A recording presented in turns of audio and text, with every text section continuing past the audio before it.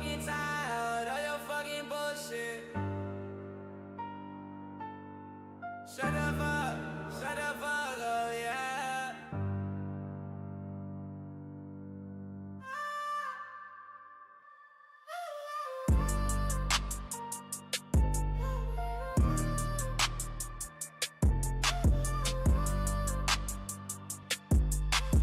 I'm so fucking tired of your fucking bullshit.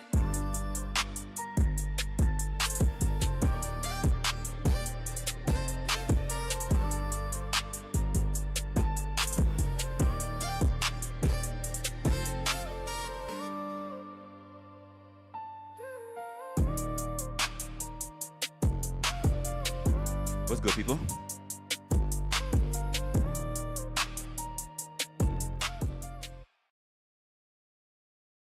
Yo, what's good, people? What is good? Oh man, hopefully you guys are good. Haven't seen you guys in a while. That's pretty good because I had my things going on. You guys had your things going on. Let me make sure I pull up the chat real quick, see what's going on. We already got people in the building. Looks like Caucasian Sasquatch is in the building. Looks like Blizzy Blind is in the building. Denizen is also in the building. All right, appreciate it. I don't want to waste too much time. I got a lot I want to talk about when it comes to this particular thing. If you have not noticed, the title that we're kind of getting into today, actually, let me make sure because I've been doing a lot today. We're talking about why people talk instead of ins- why people talk instead of answering. You know, we like to do things over here when it comes to behavioral kind of content, and I'm just kind of jump into it because this is something that we see all over social media. So if I have to keep looking back over here, I got a new setup, so I'm trying to get things weirded out together. Actually, let me try to move some of these things so I can see my chat easier. Okay, cool.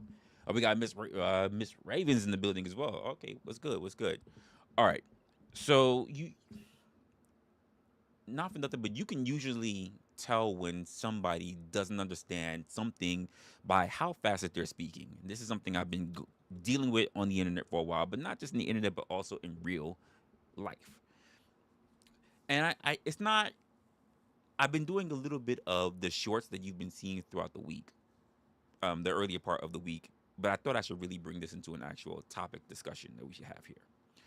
And one of the most consistent things that I've been dealing with people when I'm having conversations, even noticing conversations that I see on other people's channels, are people who tend to answer things very quickly. And that's, to me, there was something that started clicking there over my previous experiences as well as what I was observing.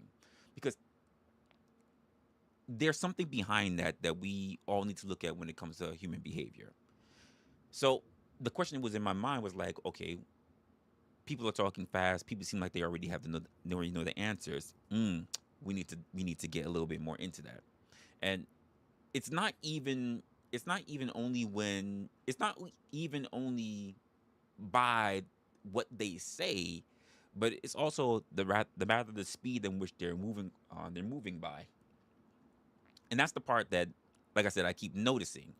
So you ask something pretty basic, something very narrow, and instead of a pause, instead of the person taking a second to actually sit with it, they come right out the gate, right back at you with a lot of words, sometimes with less clarity than the actual question was needed. And somewhere in the middle of that, right, you realize, oh, this is not somebody trying to figure out something. This is somebody who is trying to get through the moment. That's what they're trying to do. They're trying to get through the moment. And people misread this all the time. I've noticed it from the chat, I've noticed it in real life, and I've noticed it even within myself. We're not always paying attention, but when you actually start noticing it, it's very interesting. And people misread these moments. Some people might even say they might try to call it out as arrogance. And Sometimes, yes, it is. Sometimes it is, and sometimes a person is real.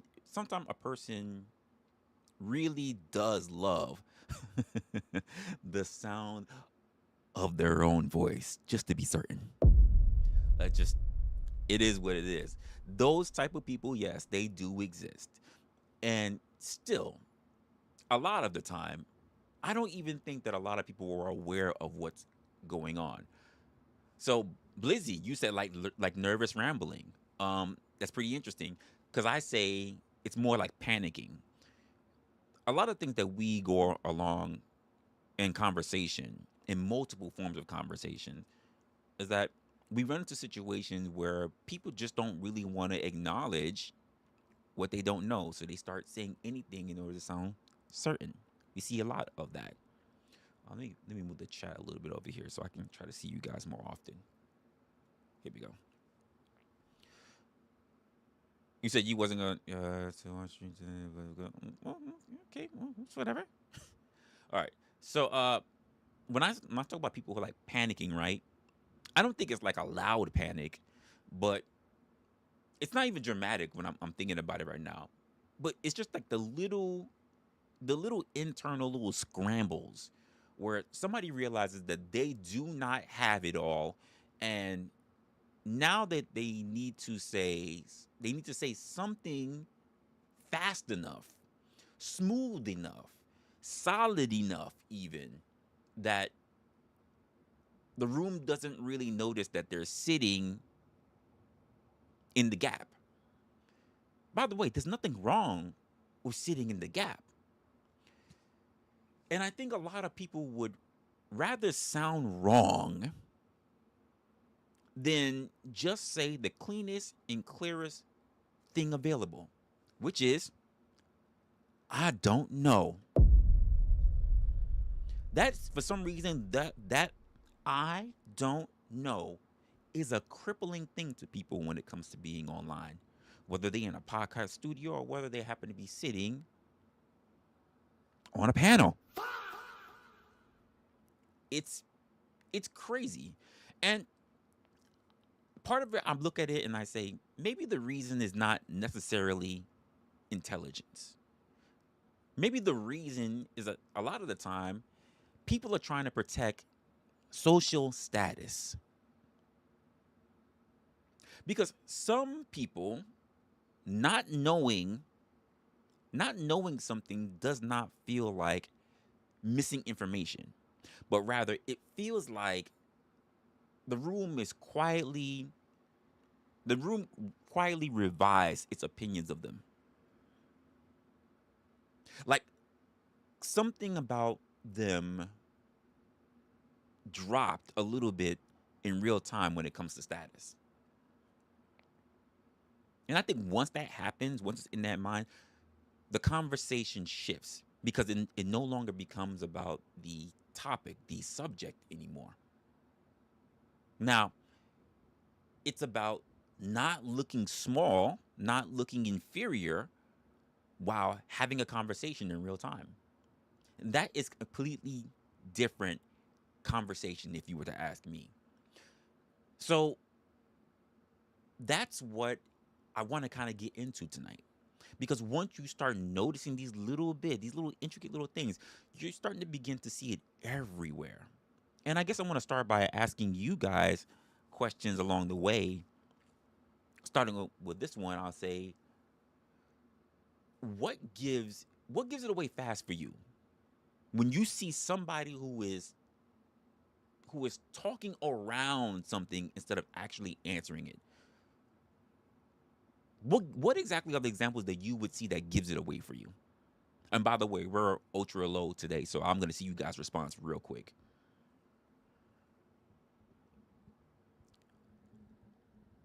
Appreciate you guys whoever you walk into the building. And by the way, if you're sitting back, you don't need to lurk. You don't need to lurk. And I know I'm cute. You don't need to jerk. Say what's up to everybody who's here in the chat. Be a part of the conversation.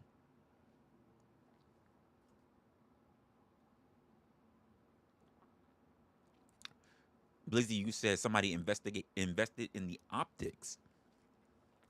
Trivia Pursuit. Oh, you lurking? Okay. Okay. You said that person is correct though. Most status is bullshit, and admitting that you don't know comes across as a loss, even when versus someone who is wrong. We're gonna have to get into that, Dennison. You make a fine point. We're gonna have to get into that because there is. We're talking about like I said, we're always talking about like human behavior, and I think there's something that is strongly detrimental to the idea of us building understanding, to become smarter, even to have more nuance to us, to have more character, more depth to us. And a lot of people are sitting in what really social standards that they put themselves in, not that anyone else has put them in, which is crazy because a lot of people will give you labels that you didn't even give yourself. A good example, I'll even use myself as an example. I tend to be on the internet, and if I do have conversation with people, I have multiple different types, right? Even in my real life, people tend to turn around and say, "Hey, Resla, oh my, like you're so smart," and I'm like, honestly, I don't even look at myself as that. I think that what I'm doing is just trying to be observant. And as far as I understand, anyone, anyone can exhibit these characteristics. Anyone can just question. This is what the basic thing that we can do as human beings. Just question. Question what you see, question what people do, question what you do. It's not difficult, but people make it seem like it's more strenuous than it actually is. I guess in this time is really it's more on that because we have more things in terms of technology and more in terms of social groups. We find people that want to fit more into bubbles and into groups than actually doing their own self exploration and self thinking. So then maybe there's something behind that as well. And I'm trying to figure out, what does that look like? What does that look like? Because to me, usually it starts with a pretty normal way. You know, you ask something direct, nothing crazy, nothing disrespectful, just a very simple, direct question. And instead of getting a direct answer, because we see this all the time, instead of getting a direct answer, whichever person you're probably talking to, because people have different archetypes, they start talking to you on this. They start taking you on a little side trip. I try asking somebody a very simple, basic question, and they want to go down memory lane, or how they want to give you a story. Let me give you a flashback of somebody else's life. Let me tell you about what happened over here and what did over here. And it's like, now all of a sudden you're getting extra context that you didn't even ask for. You're getting all this little extra tidbit for things that you're like, what's this about? They're To me, they're backing up. They're zooming out instead of zooming in. They're explaining everything around the point except the actual point itself. And that's just one sign. Another I mentioned earlier is speed. People that when you ask a question, people you ask a question and they immediately answer. People who do not, in my opinion, they do not know, and they do not want to even have people notice that they do not know. And usually this is shown by people who do not slow down. They immediately answer, they immediately start saying a whole bunch of shit, they immediately start going into some rambling. Because slowing down would tell them where slowing down would tell you that they're actually in the moment trying to actually think about what's being translated. One of the things I say a lot to you guys is that I'm not just having a conversation with you, I'm also trying to be very cognizant of the audience. So I'm not just trying to have a conversation with you and I where you get what I'm saying, but also that everybody else gets what I'm saying, that it's not flying over everybody's head. Because the conversation is not singular to me. Somebody's always watching. Even between parents, kids are watching. Someone's always paying attention. Even the walls have ears. And a lot of people do not grasp that concept that the world is more than just you. I say this all the time, 3 things you need to pay attention to in this world: people, choices, and your trade offs. But for some reason, this is something that doesn't really stand on a lot of people. They don't really get it. So when I say people start answering real fast, if you notice that they slow down, at least you know that they're there with you in that moment, because slowing down doesn't sit there and just fills the gap real quick. They're actually sitting there long enough to actually conceptualize what's being talked about. So instead of filling the space with all the jargon and all of the nuance and all the other backstories, they're actually giving you some actual proper thought, some actual consideration for the thing that's being asked. They don't just keep going. Because those other people, all they do is shift the tone. All they do is do filibustering, if you want to put it that way. And that's probably one of the biggest ones for me when people who are enacting speed over substance. Because you can hear the exact moment a person stops thinking and starts projecting and protecting themselves. And that shift is real, to be honest with you. Suddenly, the answer should sound more focused, more tighter on the situation. But all of a sudden, it's not. But somehow the certainty goes up. That the control in their voice becomes more confident. And somehow the answers does not get any clearer. This is because those people are not listening to somebody. They're not listening to somebody work through an ideal anymore. What you're doing right now is you're listening to somebody trying to maintain a front for you. You see this a lot, people. If you really pay attention to it, you can see this in meetings all the time. Somebody asks you something direct, and instead of answering it directly, they'll start talking about the background, the processes, the context, what they were trying to say, what the larger issue is, how complicated the actual matter is. All the other little factors around, except for what the actual point of contention to get around is. And you're sitting around like, all right, buddy. And also, maybe you just didn't notice. I be honest, there are some times in many conversations that by the time I'm actually paying attention to notice that I should have been cutting them off, is because I wasn't paying attention. I had other things going on in my mind. I would maybe focusing on something else. Maybe I had other topics. So I'm semi-listening, but not fully focusing in the moment. And because of that, you allow them to what? Ramble and take everything all over the place except for where the conversation needed to be. A great example is, not for nothing, what you guys do in the chat. Because funny enough, you already allowed it. In fact, Blind just allowed it.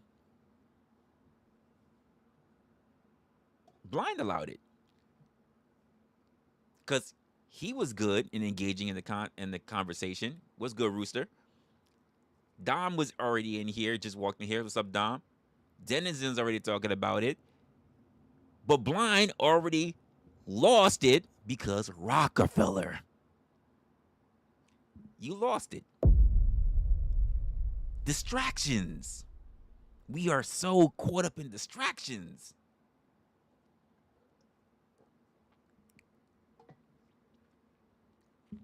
Lost you because you're dick heavy on other people, Rockefeller. How about you get Gatsby's cock out your mouth? I said what I said.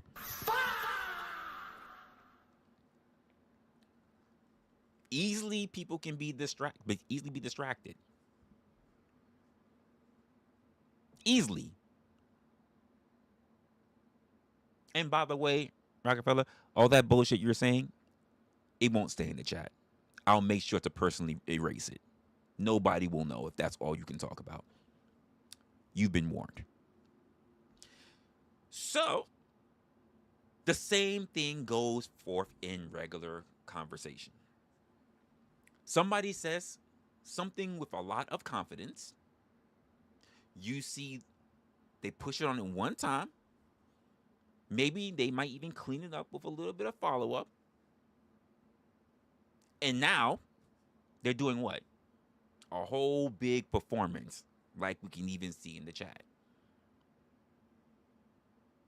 Instead of just dealing with what's actually happening in the room, all they do is disrupt. And it's your job as what you claim to be an intelligent person to really focus in instead of following the easy distraction, the leaves blowing in the wind, as it were. And once you notice that, what you really need to focus on, you can't unsee it. Let me ask you guys in the chat. What gives it away faster for you? When somebody speeds up, when somebody speeds up, or when somebody starts over explaining? Question for you guys. What gives it away faster for you? When somebody starts speeding up or when somebody starts over explaining?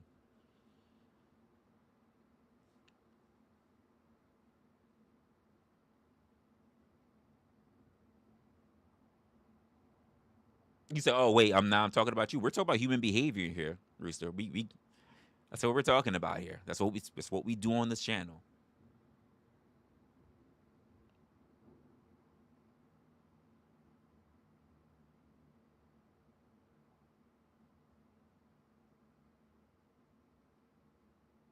Over explaining, okay, all right. Over explaining their BS. Yeah, okay. So we got definitely some people who's looking at over explaining. Can I be honest with you? The over explaining is the obvious, to be honest with you, because it's harder for people to recognize when people are speeding through a conversation. And when I say speeding through a conversation, I don't want you guys to think about fast talking, like say a Destiny, because Destiny can talk fast, like a Ben Shapiro can talk fast. That's not what I'm referring to. What I'm referring to are people who already have pre-written scripts in their head, so they're not actually authentically contending and chewing with the actual question being given to them. They're summarizing off of a pre-written script based on other things that they've actually on question they think that they may have actually heard. That doesn't necessarily mean that the question you've given them is the actual question that they're contending with.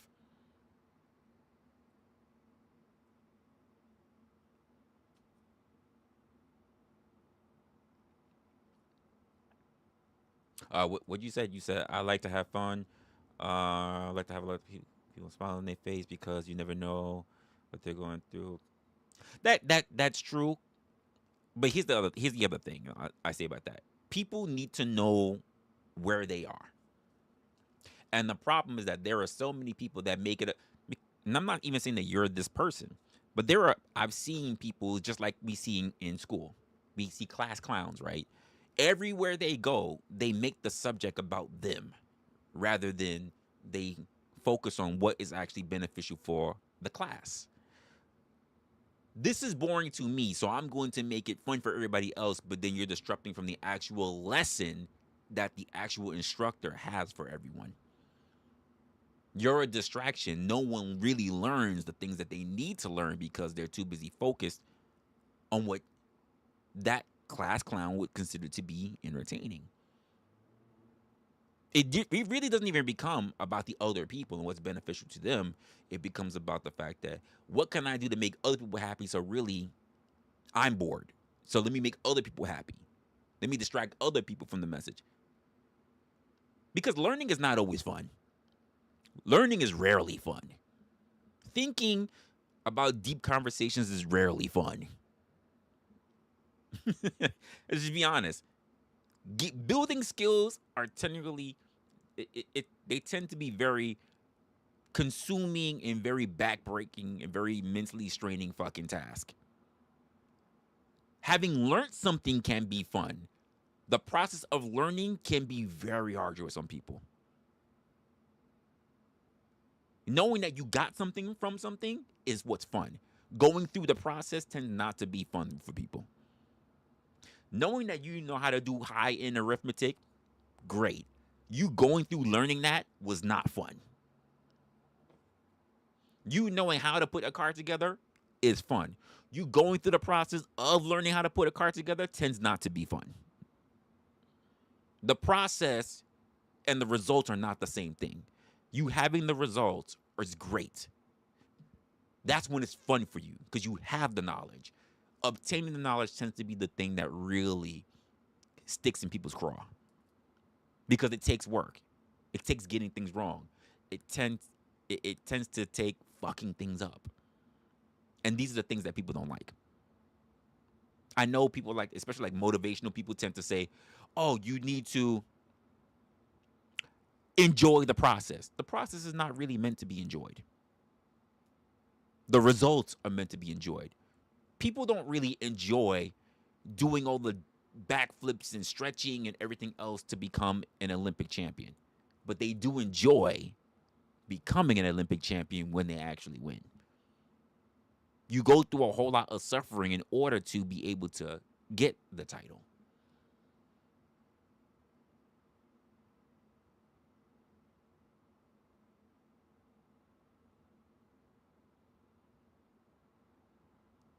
Yeah, denizen, but that concept believes that everything that you're trying to learn is something that you find fun. Let's just be honest. You spend your time learning way more things that are not in your interest than that actually are in your interest. Let's keep it a buck. You spend your life basically doing a lot of things and learning a lot of things that are not fun compared to the things that you actually do want to invest in.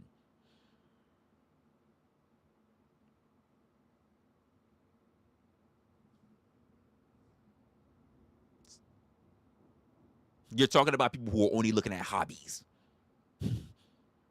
Most of us do not, the majority of things that we learn are not a part of our hobbies.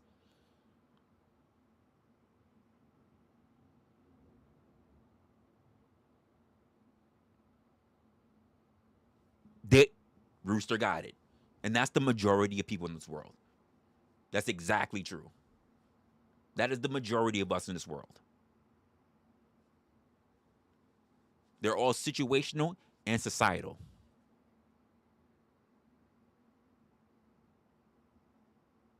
Well, that's the thing. Let's look at it this way. Hey, blind. This is gonna be a crazy thing I'm gonna ask. Can you make getting fucked up the ass fun? Let me know if it's a personal question. Can you make getting fucked up the ass fun? Some will say yes, some will say no. What kind of person are you?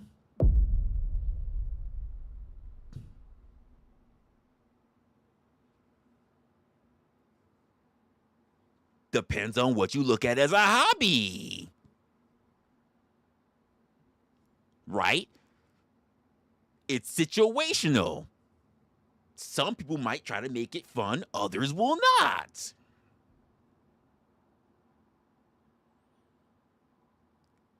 Oh, well, you say, why would I ever need to learn that? Maybe you might want to run across a special someone who finds intriguing that. You have to ask this about the ladies. There are some ladies that meet guys that say she likes that. She's like, I like it. Where did she learn that from?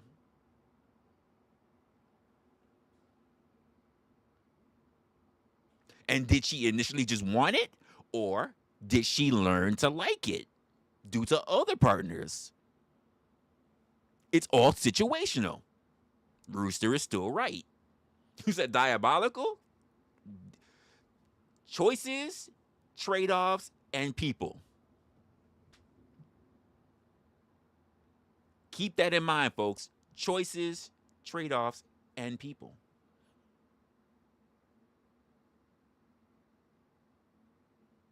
Until it became a hobby. You had to learn to like it. You had to learn to live with being uncomfortable for it to become comfortable.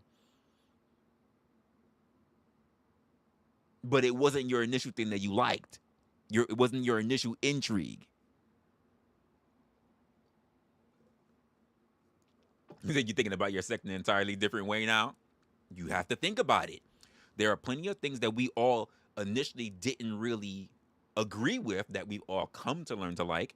But the same way goes for a lot of things, like math, like people who didn't want to paint, people who didn't want to sculpt, people who didn't want to weld, people who didn't want to do tech work, people who didn't want to do construction, but they learned to like it because the results made life easier for them and made things more, not just make life easier for them, and also put them in a position where other people can appreciate the skills and the knowledge that they had.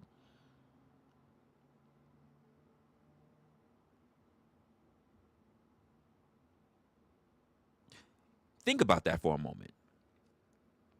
So, in terms of the conversations, when it comes to people, if you really start paying attention to what people are really doing and what people are really saying in that moment, you can get around it.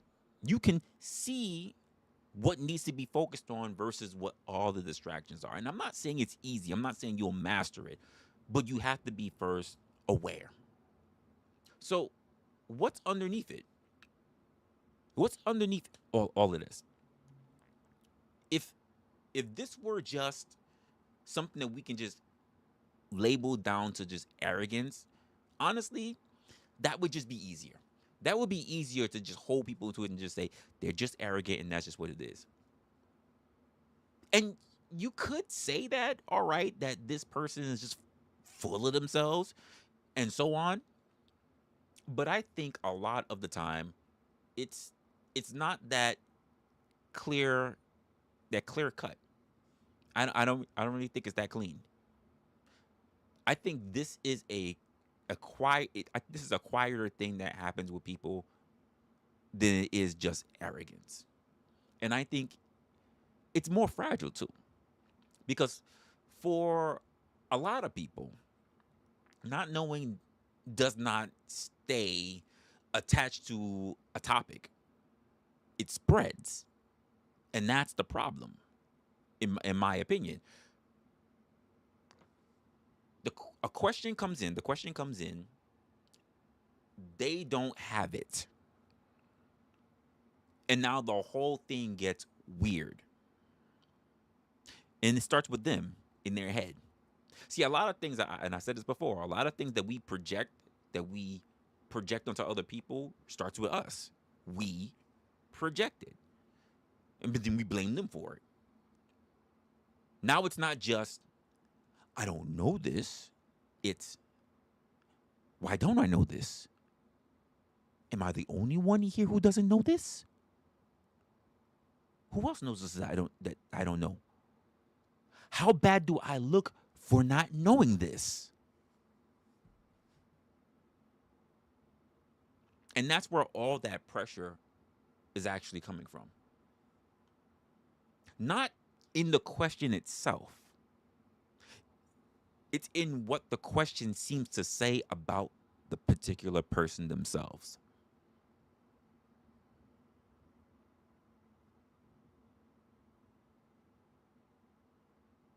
Sorry that you can't catch on.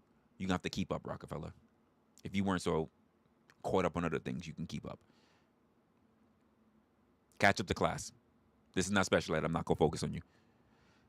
And not for nothing, this is why some responses come back way too tense, way too quickly for what the basic question was all about in the first place. You ask something very freaking simple, and the answer comes back with all of this pressure, all of this context. Not because you even attacked the person, not because the question was just so goddamn deep, but more because they heard something else that was under it that nobody else was looking at.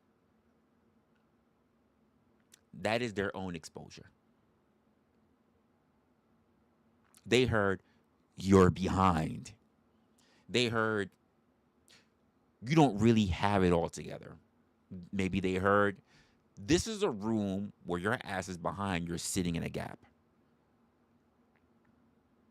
And a lot of adults hate this feeling because adults survive off of competence, or at least the appearance of it. People don't, people know how to, they know how to move through rooms without looking lost. They know how to present the aspect of looking like they're knowing what they're talking about. They know how to sound like they actually belong.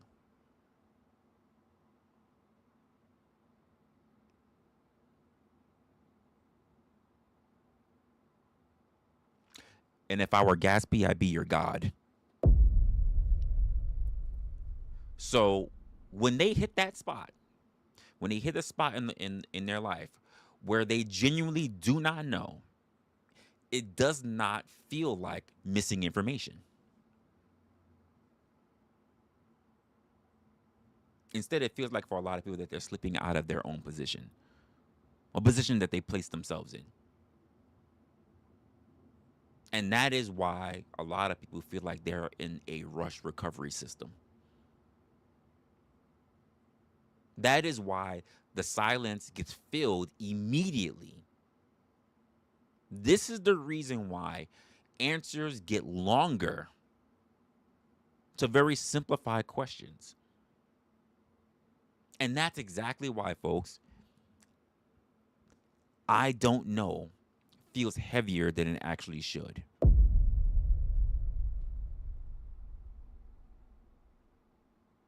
Because they're not experiencing the information as is. They're experiencing the status that they feel like that they're actually lost. Honestly, do you think people react to the question itself or what they think the question says about them? That's a question for you guys. Do you think people tend to react to questions itself, the way it's posed, or do they think that the question is all about what it says about them?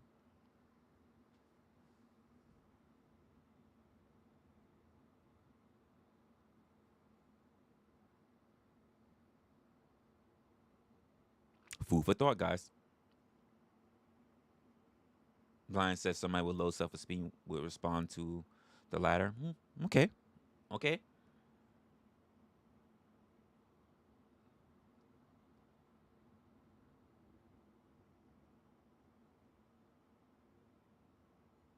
Hmm.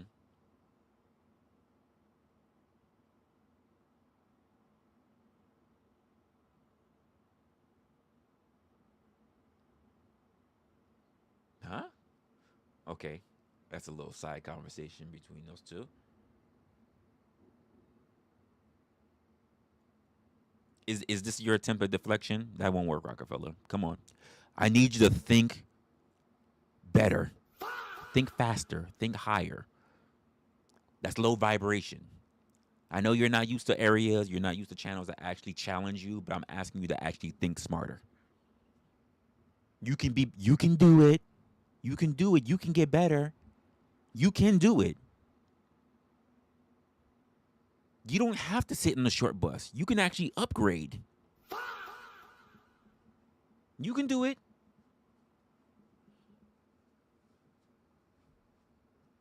I'm actually giving you an opportunity to test out of that class. You don't need to be in that class. You can test out of it. Oh, I don't need to look for your comment. I'm literally looking at things in real time. See, I'm on actually low latency, so I can see everything in real time. Just like I see Rooster and Blind is having a side conversation. Blind says he thinks I'm securing myself, my information.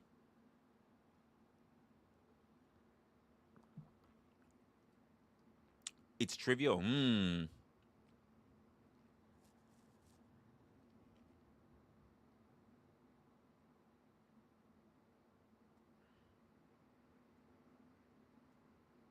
I love how Rockefeller says, I'm looking for that comment, and they type in all caps. Hey, chat, what does that say about that person? They said, Rockefeller said, I'm looking for that comment, and they typed in all caps. Who was trying to get noticed? Was it me trying to notice them or them trying to get noticed? Which one was it? Which one was it? Is it me trying to notice them or them trying to get attention? Folks, don't get distracted. Do not get distracted. Stay focused. Because people will try to take things everywhere in order to try to get a W. When the truth of the matter is that you just turn that sideways, they're taking an L. They're taking an L. Do not get distracted, folks. Losers are losers. And I'm saying they can actually turn themselves into a winner.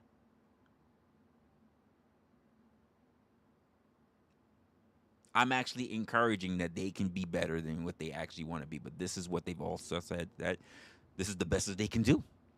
And I say, that's a damn shame. They can be more.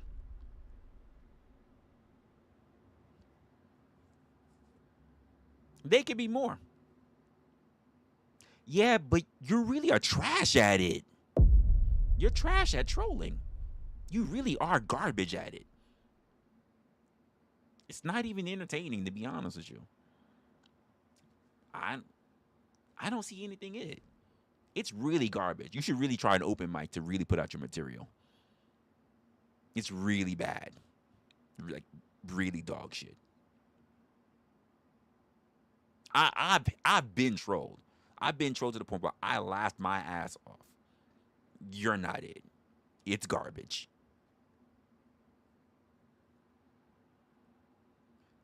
Really? Okay, well, okay, guess what? I take it so personally. I didn't even mention the fact that you talked about a beanie, even though plenty, you know why? Because plenty of people see me with my actual head. I'm, it's not even a dignified response. You're just trash at what you do. And that's why I could just easily just ignore you. The only thing I would just ask is that you just don't fuck it up for everybody else. But it seems like that's your intention everywhere you go, to fuck it up for everybody else. Because quite frankly, a lot of people just don't like you. I mean, what is it exactly that you do? What exactly that you're known for? Except for Gatsby, Gatsby, Gatsby, Gatsby, Gatsby. What are you known for? I'll wait. We're in real time. You can type whenever you like. There's no latency. What are you known for? Nothing.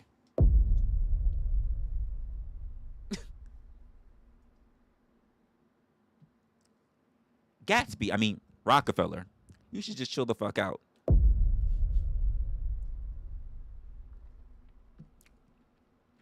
You shouldn't try to make your profile just all about something that you're really horrible at in the first place.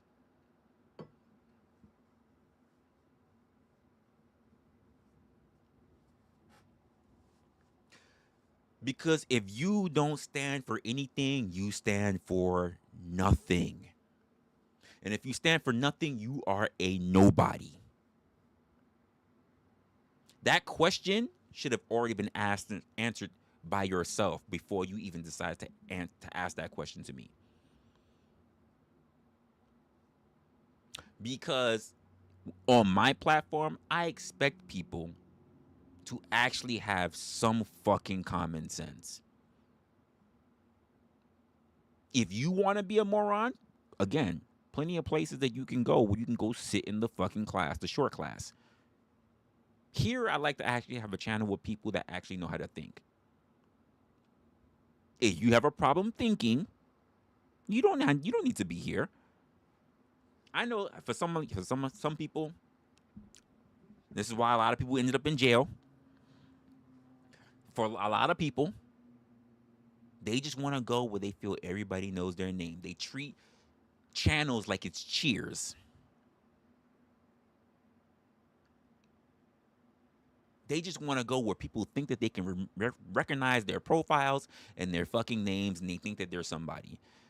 And it's like, no, no one cares about you.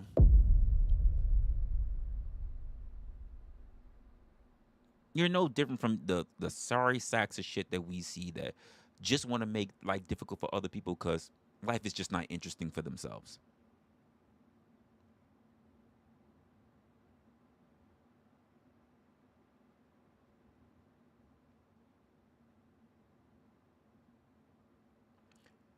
Look, can't even answer the fucking question, which I already did.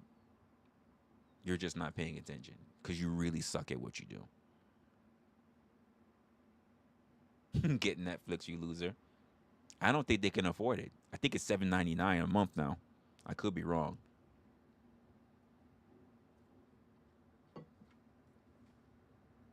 The word buddy is very disrespectful. By the way, here's the funny part about it, Rooster. There's not many people that come to my platform that use the word buddy. Only very specific people use that word, which is why I know I've been new, but I know exactly who I'm dealing with. No one walks around calling people buddy. So, blind, I did this when I was having that conversation with you when I was also doing that 8-hour stream. I was like, I pay attention to what people say. Because you can pull up all the different profiles that you want. You can go to many different spaces. You can talk all the shit you hate. But when you are on platforms, when you are on panels, and even when you are in chat, you know what tends not to change? Your cadence. Your cadence doesn't change. You can change your profile. You don't change the way you think.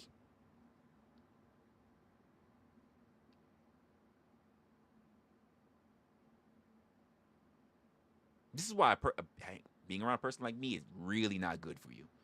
Because I analyze the shit out of everything. Thank you, Rooster. Everybody has a pattern. Everyone does.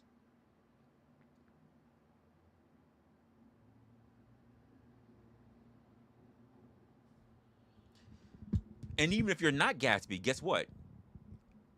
Your cadence, your vernacular, thank you, your capitalization, your freaking punctuation. You hang around enough to you become what? A clone. A clone. You're a spawn. This is like the people who turn around and hate watch, but then wind up sounding like the very people that they keep hate watching. You absorb them. Ooh, you're an NPC. Fuck. You're an NPC. You become the thing that you claim you're not.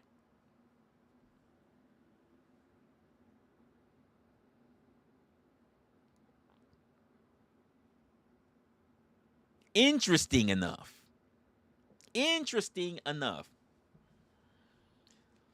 Look, Rooster said, I've seen plenty of people who try to troll me in certain platforms that pop up on Facebook. Ooh, page showing their real name. I have too.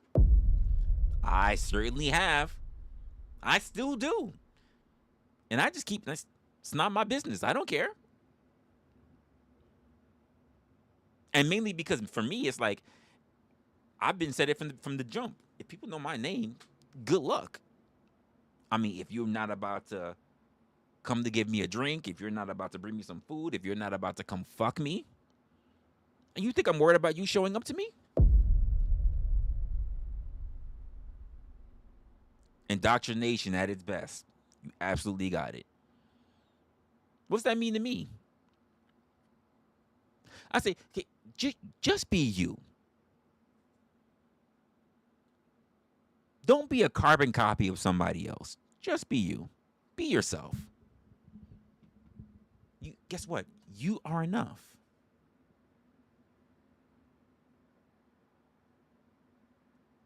You're being in so many rooms that you're picking up all these different behaviors. Let's talk about something like that.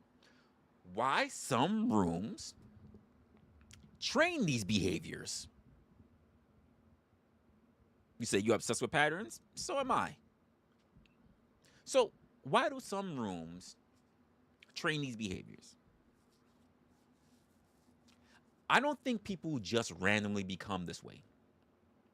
As we have an instance of somebody, Rockefeller. I think that people get trained into it, as Rooster said, indoctrination. Because usually it's not through some huge dramatic moment that happens for them. Usually it's smaller than that. It's more repetitive than that. You ask something in the wrong room and you get looked at. This is why I can easily point out like, "Oh, you're paying attention to my comment." I'm like, "You're in all caps."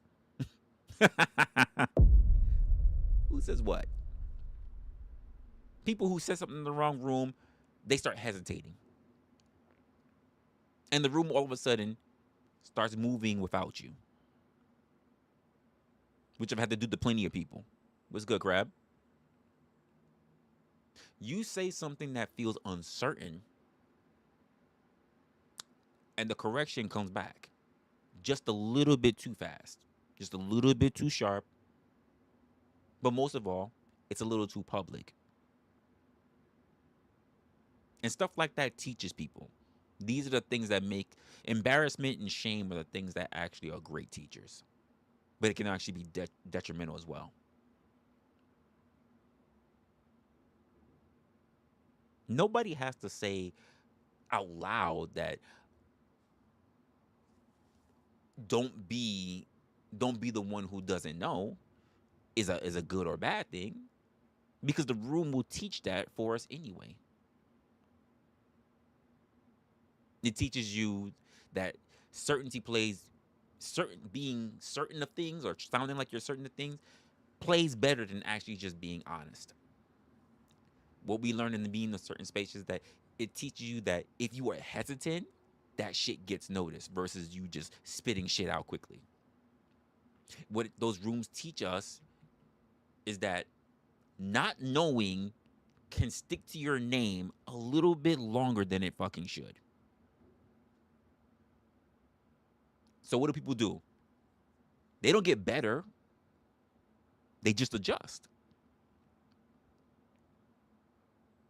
And they adjust by doing what? Being more like everybody else. They answer faster than they actually think. They stop asking questions that they really have. They get good at sounding like they understand before they actually damn do. And if you spend enough time in a space like that, the behavior will stick. And this part matters. It matters because later on, you can be in a perfectly normal conversation with no real pressure whatsoever, no one trying to embarrass you, and your body still reacts like your fucking reputation is on the line. You start filling the gap. You start keeping shit moving. You don't pause long enough to actually give the thought some time to breathe. And you don't, most of all, want to let uncertainty show.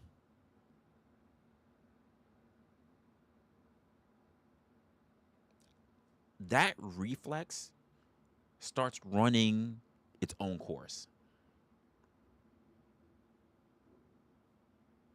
And then you got a bigger issue as well, because once you get that habit, and once that habit becomes formed, it gets built. It it gets harder to tell the difference between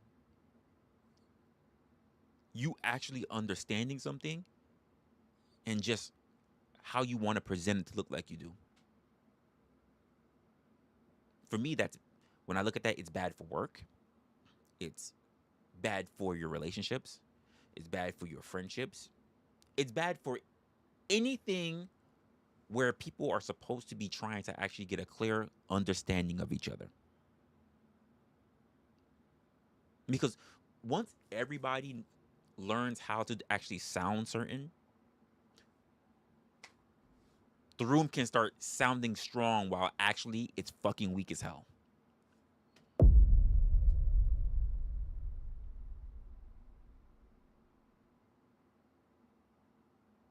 I got a question for you guys. Where do you think where do you think people learn this most? From school, from work, from family, or on the internet? Where do you think that people learn this behavior from the most? School, work, family, the internet. Let me know in the chat. Let me know in the chat. Be right back.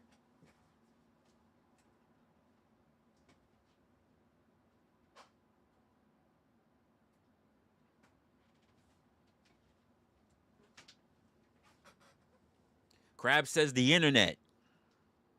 What are you guys saying?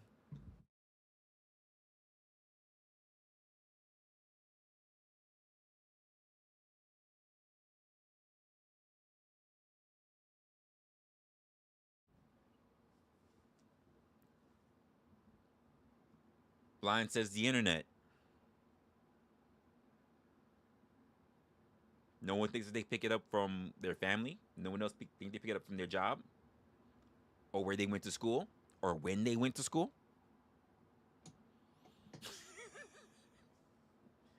Yo, blind, I swear. That's a new troll word. That the new troll word? We gonna adopt that. That's the new troll word now.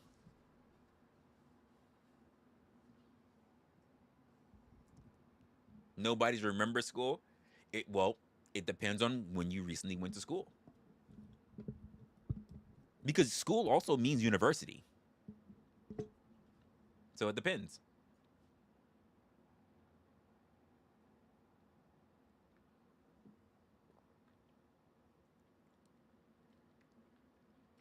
Use our people are learning this new behavior from the internet because they have been trained for or misled by the people who raised them. I think it's deeper than that, Rooster. Because here's the truth of the matter: what you learn, what you learn can be altered. People change all the time. The same thing, like what you tried not to get. You ever notice, like, we have the reticular activating system that happens in our head? That thing that you focus on, all of a sudden you start seeing it everywhere. The inverse is actually true as well. The thing that you're trying to avoid the most is the thing that you'll wind up seeing a lot as well. This is why I was doing a stream, or I think I have it, but it was like in the concept of what you resist persists. The thing that you're trying to avoid the most, you start seeing it a lot as well. So, which means that you can run across bad behaviors and you say, well, this is not me. This is not my life, right? He's a great example, Rooster, because you and I know this. You can be the person who have a great, loving relationship, great wife and everything. But if you start hanging around in too many DMP spaces where everything is always a gender war, how long before you start picking up some of those bad habits? Because you find it as simply entertainment. But entertainment can also lead to what? Indoctrination. Is that right, or is that right? Yes, I said two rights. Because I've seen it. Because too many times we drag things now. There was a time, we're all old enough, that there was a time when we can watch TV or watch the internet, click that shit off, and go back to real life. And now it's totally different. We take things from the internet and we drag it into real life. People who don't have problems in their relationships because they look at these kind of content will now all of a sudden find problems within their relationships.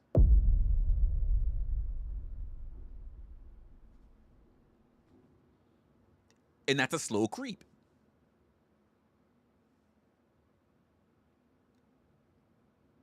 People who were doing good are now all of a sudden questioning everything about what they have. Because the problem with options when it comes to human beings is that the more options you perceive to have, the more unhappy you become.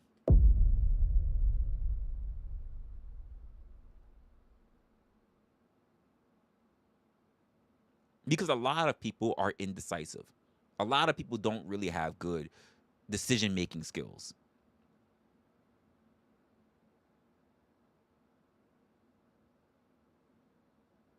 And it normally starts out small, like even those people, like I said, in the D&P space.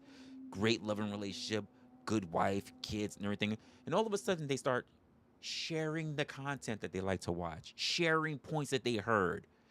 Start making little discussions back and forth to debate with each other because it's fun. And then it turns into something way later on, years down the line. When if you just ignored it because the shoe didn't fit, it didn't apply, so let it fly. But instead, you kept going back to it to feed something that was darker inside.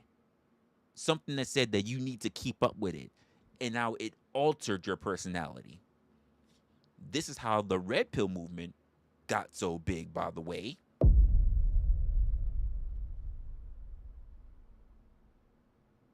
Slowly but surely, little things, little drops turn into a whole dam.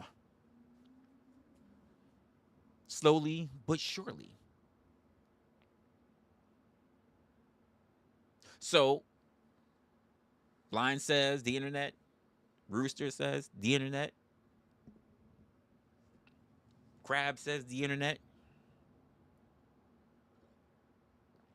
Honestly, I'm likely to agree.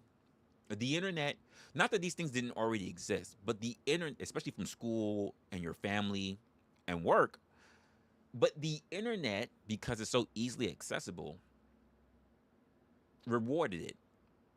I don't think the internet created the behavior. I think it is selected for it. This is why I said people who are even doing good will lean into it.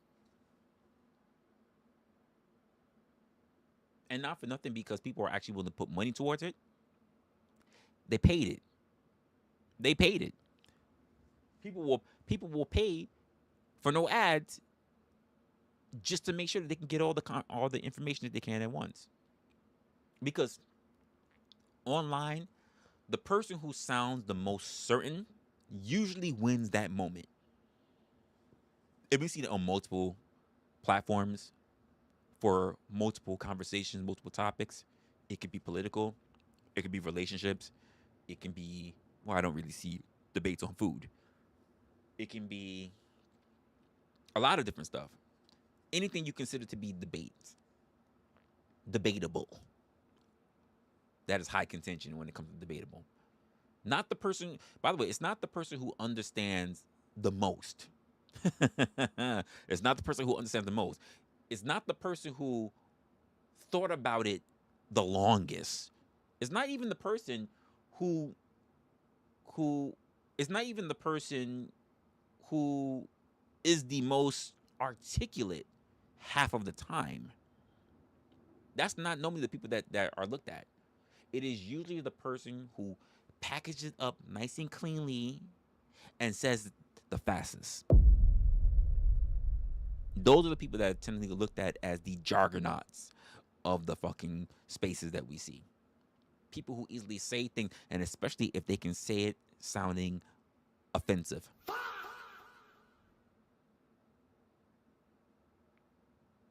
That's the difference in skill. You know, you can have a shallow thought. You can clean it up a little bit. You can say it with a little bit of confidence. And that thing might have some legs and be able to move. Meanwhile, somebody who actually is thinking in real time, they're pausing, they are adjusting their thoughts, they're trying to bring forth qualifications, they are trying not to overstate, they are trying to stay as accurate as possible. That person, for some reason, sounds weaker in other people's minds. Even when they are, quote, being more honest. And that's what is that about? People are actually they people say that they want authenticity, but yet they treat the person who is actually being the most honest as a heretic. Because a person is thoughtful in their speech, thoughtful in the process, they say, "Motherfucker, you slow. Get to it." I thought we're supposed to pause and really think about what's being asked to us. Unless you want everybody that you run into to already have a pre-written script and not even paying attention to what's being said about them. So therefore they say a whole bunch of other stuff that has nothing to do with the actual question that was being asked. Well, I'm getting there. How many times have we heard this? Hey, what the fuck are you talking about? I'm getting there. Because they're really in real time while they're just while they're just saying shit to fill the space. They're trying to think about what they actually heard. So they're saying a bunch of stuff that has nothing to do with the actual question being asked because they're still thinking about the question being asked, but they're filling stuff in that has no relevance to the actual conversation. Can I get a hands up emoji if you've seen this? Because I definitely damn for sure have. I've seen it way more times than I can count. Can we keep it a buck? I have. I for sure have. Too many times. I'm hearing them filibuster, and I'm just going. And the next person jumps in or whatever, and I'm going.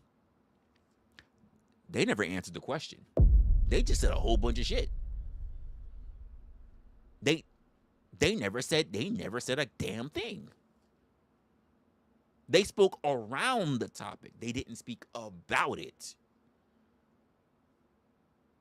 And I honestly, like, after enough exposure to that shit, people adapt. Because people stop giving actual thoughts. People stop actually giving solid takes.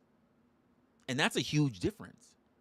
It's a huge difference in how we look at communication. A thought should still be moving. A thought should still be in the process before sounding like it's about to be done.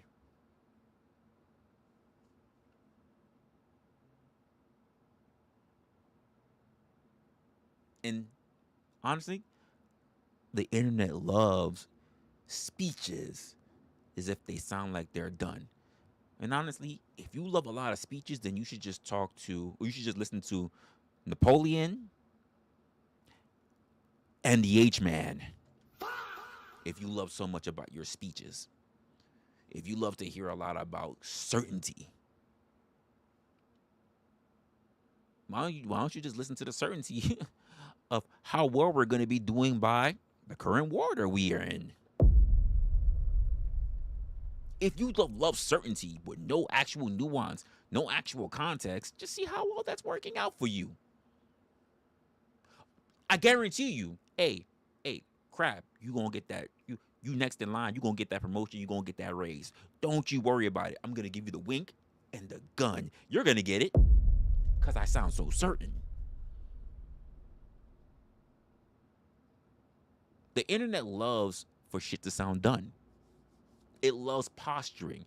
It loves people talking fast and speed. It loves the confidence that it signals to people as if these people are motherfucking experts when they're just everyday human beings just like you and I.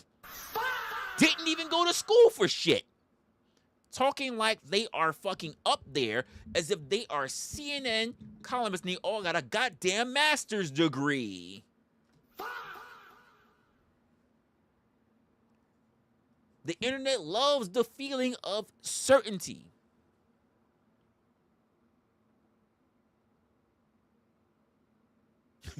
Yes, I know you're lying. Like, but we don't want to think about it. And the internet does not care that much about whether the people are thinking under pressure or what they're actually saying is solid. Because let's be honest, even when a person want to look at a show like Jubilee, right? All of the facts and everything that you see on the side happens after the taping. It doesn't happen while the shit is happening in real time. So it's okay to get away with bullshit in real time. You just have to sound confident. Better if you can sound confident and you call the other person a fucking retard. But nobody's fact checking in real time because they're too busy typing hard in the chat instead of saying, wait, does that make sense? I heard what they said. Not because of someone that you say, I can't stand them. You know what? Fuck Blind. Fuck everything Blind says. Rather than, it's not about your personal feelings towards the person, but about what they actually go through. And just be like, hey, you know what? He usually says shit I don't like, but he might be right. I don't know. Let me go look it up. Oh shit! You know what? He actually has a point. He has a point. I normally don't even want to agree with the guy, but he's got a point. Most people are not doing that. These channels will have a pin link for people to come up on the platform and everything, and somebody could just do this. Hey, you know what? Somebody was just saying whole this bunch of shit. Blind was up on the platform with a whole bunch of different people. They were calling him out on it. It wasn't really true. You guys, as also viewers in the chat, because you are also a part of the community, you know what you could do? Look that shit up. Go right, hit that damn link. Go to the back chat of that link and say, hey, don't bring me up on panel. Just want to put this in there. Blind was right. And then leave. And it might be whoever panel they're on. He could be on a Resto, a Raging Tomato, or Flow, or whoever that he could be. And they'll be like, well, let me go look this up because so-and-so dropped this link in the back, or maybe this person's anonymous. I do have some information. And as I'm looking at it right now, actually, so-and-so, you're wrong. According to this, it just says that Blind was right. But we tend not to see that because people who are in the chat also tend to believe that they don't know shit either. Because they're there to be witnesses, to be helpless bystanders. They're just there to be the casualty of indoctrination.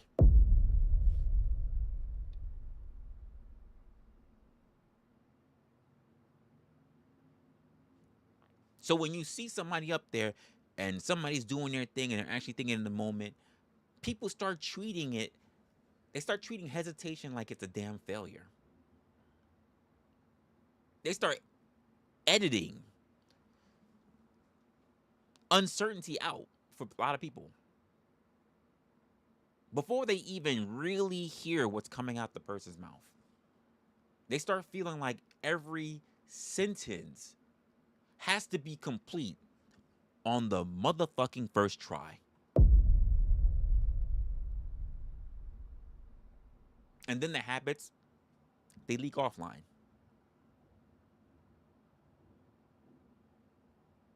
They leak offline. Now you're in your regular life, having regular conversations with regular people, And they're still talking in a room as if there's an audience involved. They're still like, I wonder who's going to get around. I wonder who's the... They're still performing. Still trying to land a point instead of actually doing some motherfucking work and thinking through it.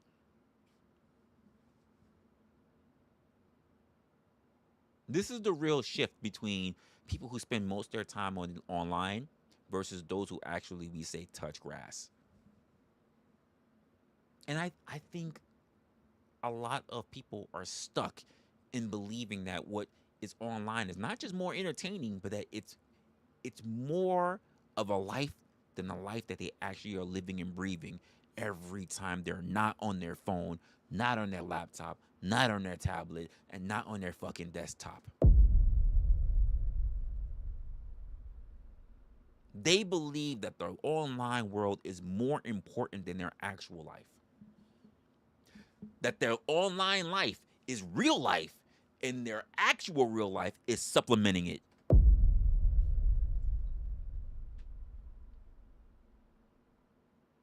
Let me ask you guys a question.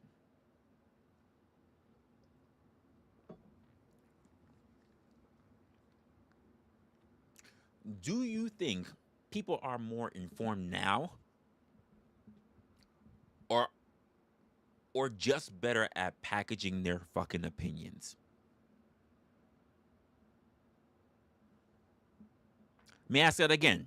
Do you believe that people are really more informed now, or are they just better at packaging their goddamn opinions?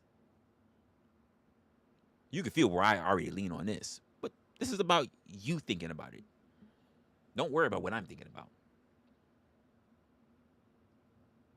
Oh, Gatsby's in the building.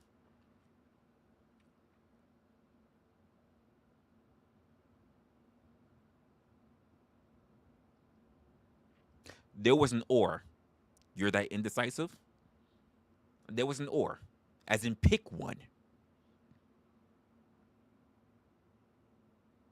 Don't be a fence sitter. Pick one. This is why I said people who have a problem with options. Pick one, please.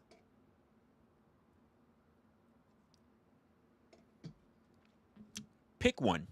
This is the people who can't choose in life.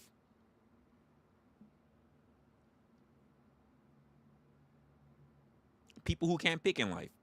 Options are just... This is why some people, and I hate to say it, some people just needed to be slaves. You're supposed to have enough intellect to be able to sit there, chew through it, and make a decision. Let's say you even like both. One leans more than the other. Pick the one that has more of a percentage. Pick one. Both are not an option.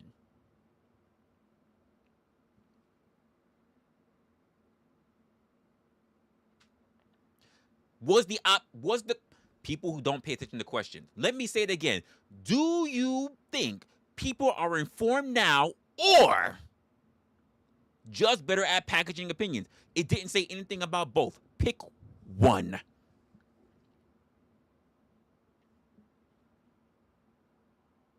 There wasn't an option for both. It was an either or. Only one will win. Even if you believe in one, even if you believe in both of them, one has a higher percentage than the other. Which one is it? That's the one you're picking. Just that simple. Because I guarantee you it's not 50-50. It's not 50-50. Even if it's 51-49, pick the fucking 51. This is not difficult. People are just not good with having options. Pick one.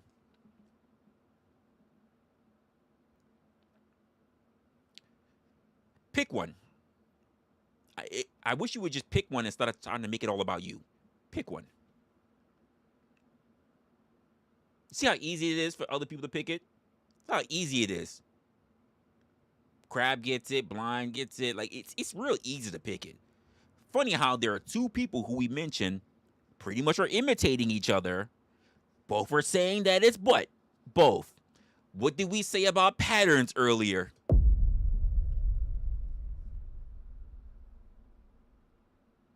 All right. Everybody has unique identifiers.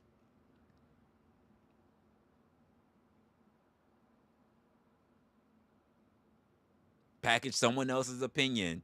It isn't informed. I appreciate that crap. I appreciate that. We're, we're talking about human behavior, folks. Some people just want to believe that they just know more than everybody else. And this is not about, if they were here earlier, they would know it's not about knowing more. It's about actually contending with the actual question. Not derailing, not moving the goalposts. Just answer the fucking question. There are people that they're not good at answering questions. And that's because they have an ulterior motive. Just answer the question. If they only gave you a yes or no, an A or a B, you sit there and go, it's A and B. Well, why can't there be a C? Because it wasn't there. Answer the fucking question.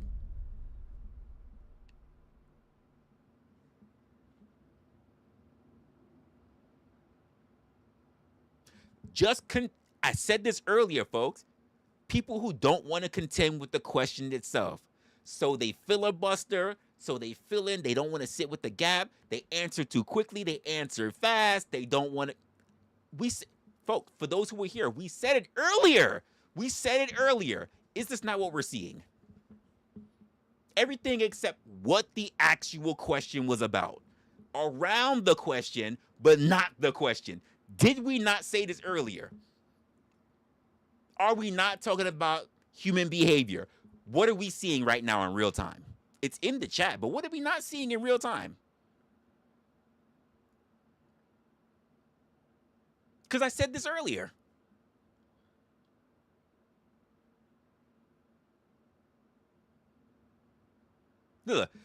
Is what am I saying incorrect? Was it the question?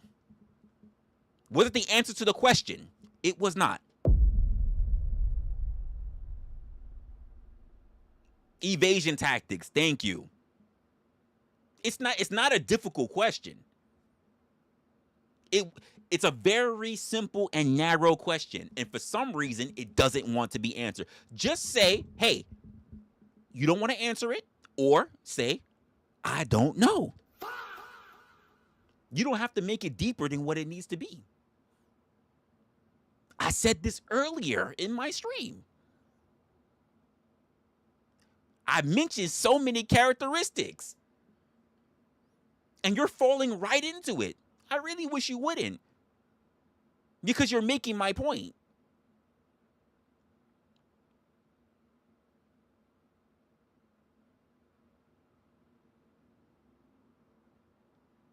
The fact that you still won't pick one is crazy. Even after I said, even if it's 51-49, pick the 51. Well, I still don't want to give it because I just want to be a contrarian.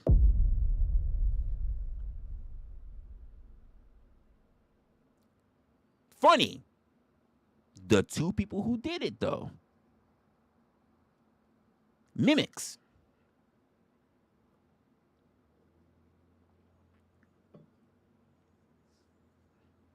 I love how he's shifting the narrative, folks. He's shifting the position. Are we talking about incorrect or not? Did you answer the question? We're not here to talk about what you want to talk about. We're not here to answer what you want to answer. I asked the question to people, not you answer the question to me. I asked you to make a determining factor in the question. You have not done so. You have not done so. Full circle. Just make a determining factor in the question. Don't ask me a question without you answering the question.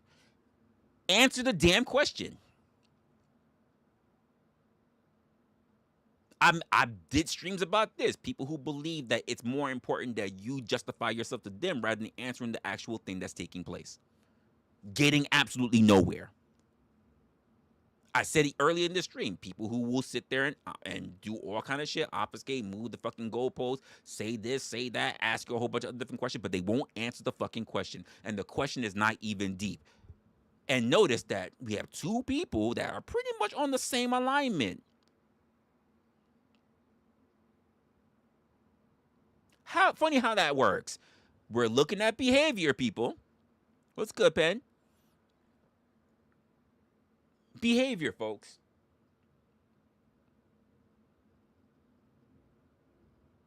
Well, now I'm going to ask you: is it correct? Is it incorrect? Does that answer my question? Answer the question. Well, I don't feel like I should really have to answer the question. I think I should ask you a question instead of you asking me the question. You're you're not the one who gave the fucking question in the first place.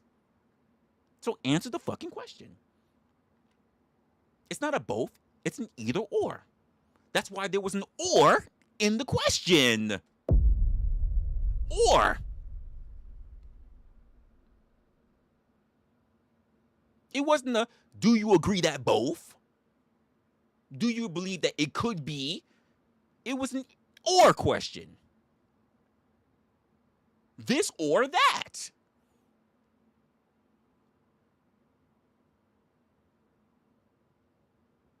So what's the answer?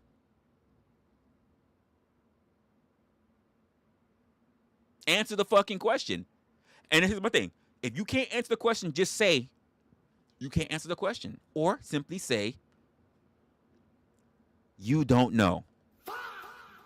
Say you don't know. By the way, the name of the stream, people. Why people talk instead of answering. The name of the fucking stream that they're on. That's the name of the stream. You can't make this up. It don't get no better than that. It don't get no better. It doesn't get better. It doesn't get better than that. It doesn't get better than that. It's literally the name of the stream. It's crazy.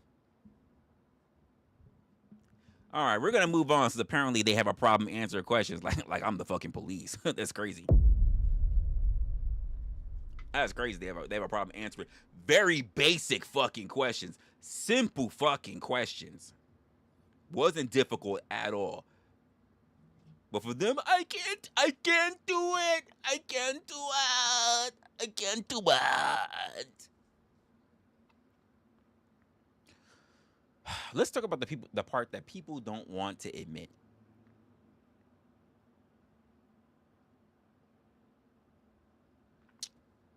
Because it's very easy to hear all of this and think about somebody else. Whether it's your coworker, it is a fake deep person online. It is a friend who never answers you directly. It is a person who always has to sound like they already knew something. Because that's easy. That's simple enough. I think the harder version is for people to sit there and start admitting most people actually do this. Some are a little more cleaner than others, but just in ways that they don't make it sound or look ridiculous.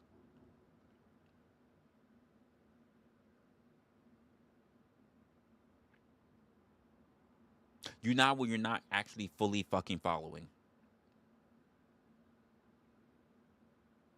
You let somebody go because asking slow in the conversation would seem too much for people. And instead, that pause is sitting there, and you don't want to be the one that is causing it. So therefore, you don't say anything at all, or you keep all your questions to yourself, or you speed through it.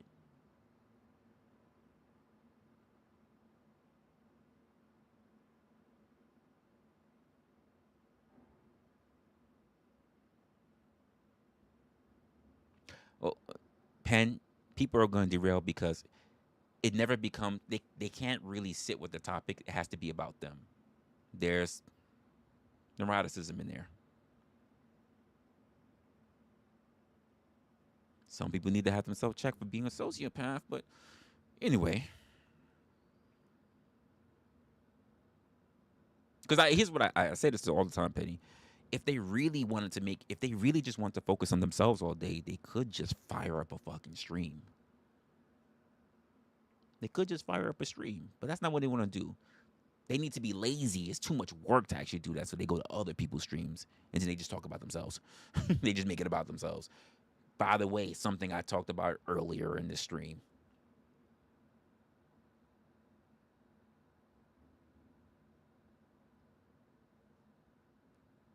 Oh, is that a cap I see? I noticed that only 2 people ever use all caps. I noticed that only 2 people in the stream has actually used all caps. Pattern recognition, folks. Only 2 people have used all caps. Pattern recognition. Okay. You say, or rather, there are people who say things that are with little to more confidence than you actually feel, because you do not want that extra second that's going to be hanging around so you fill the fucking space. You don't want it hanging around long enough for other people to realize that you're still sitting there and you're still thinking about the thing that's actually being said, which is why when people ask you questions, you say all the other things except for answering the actual question that's given to you. You'll say other things that are not even related. You'll say things around the conversation, around even the question, but not actually speak on the question itself. And they think that, by the way, they're being smart. What they're being is deceptive. This is that same behavior that we went over earlier, folks. And maybe it's low stakes. Fine. Fine. Maybe it's socially acceptable, especially for people who like to hang around, they like to orbit other people. Sure. It's still the same move, nonetheless.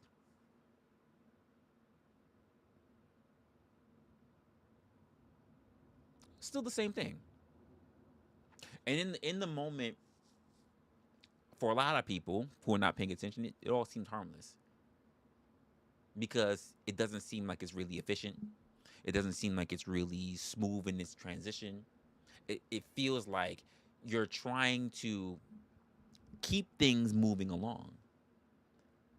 A lot of the time, to be honest with you, what you are really doing is choosing to perform over being fucking clear.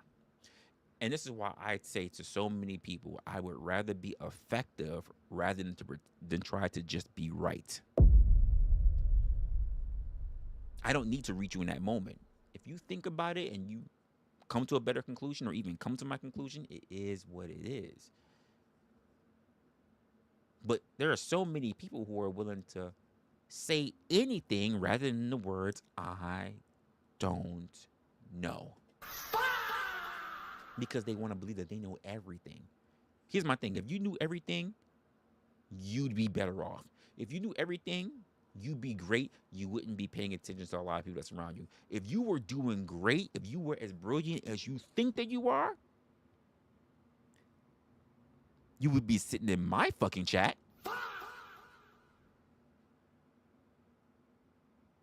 You wouldn't be doing it. You're great. You're doing well. You wouldn't be brain farting. You wouldn't be retarded and just sitting there repeating yourself consistently. You wouldn't be slow. That's the trade, folks.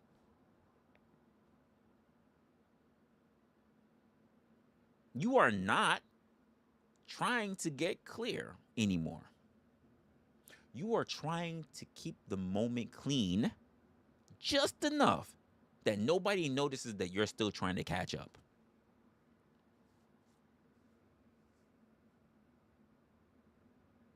And when you do that, at least enough times, the truth is you start thinning the fuck out.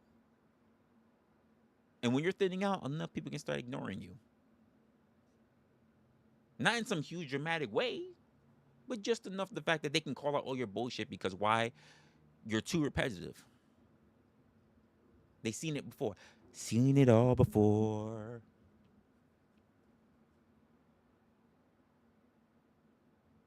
Enough that you really stop noticing that. You stop noticing what you actually do not understand. Enough that you stop asking questions that would sit there and try to fix it. Marathon Kev with the 5. Appreciate you, my guy. What's going on, Kev? How you doing? I think it would be enough that people would actually try to get better at sounding clear without actually becoming clearer. And this is the problem that we see for a lot of people. Because that line matters. Because this is not only about awkward conversations. This is about conversations producing less truth than they could have. Because everybody involved is also trying to manage how they appear to everyone else when they're talking online. To me, it's taxing. It is expensive. What's good, Jen? Honest, question for you guys. Be honest, chat. Be honest. Be honest. When do you not understand something? No. Let me switch it up. Make a real question for me, not a statement, more of a question. When you do not understand something, do you tend to ask questions, or do you usually just move on and you try to figure that shit out later?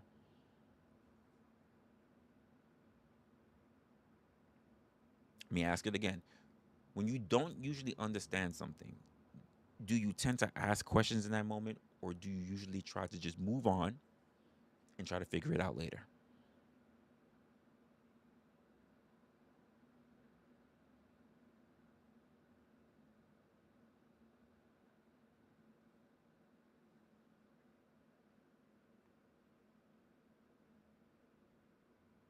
I think I have a good feeling where a lot of people do. I think I got a good feeling. Be right back. Let's see what happens.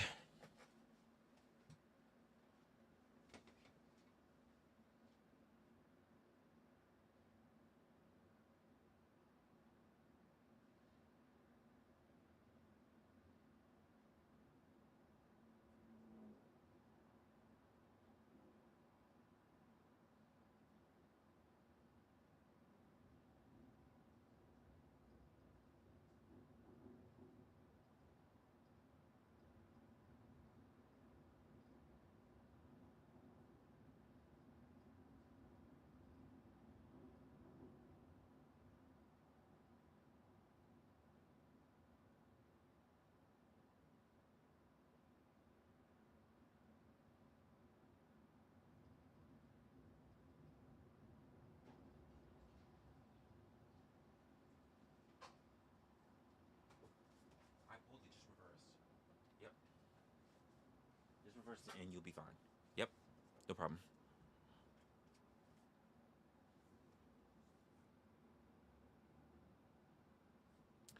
All right.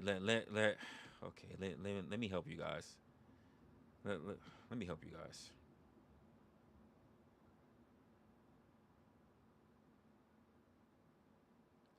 Let me help you guys out. Too much of a distraction going on. Let me help you guys out real quick.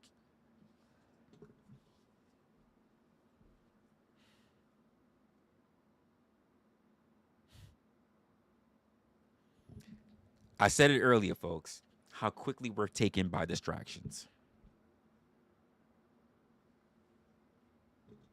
How quickly we are taken and eaten up by distractions. This is why people say that we are no better than goldfish now. And people will claim that they're intellectual people and easily distracted. Leaves blowing in the wind.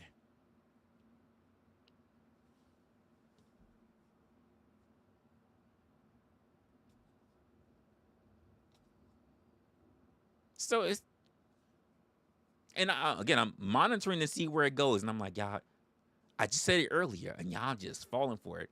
Don't say thank you, blind, because I said it earlier when it happened, and you let it rock again. You got caught up again. I'm gonna tell you. I'm gonna tell you else who had a point. I had a point, Rockefeller. You could take a break too. I also had a point. I got a whole fucking stream.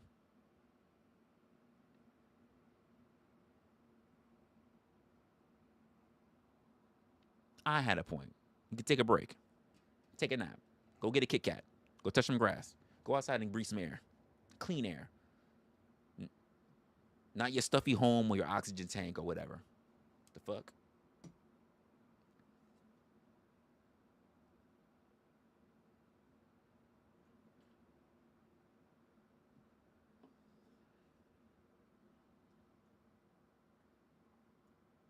Nah, don't blame Penelope.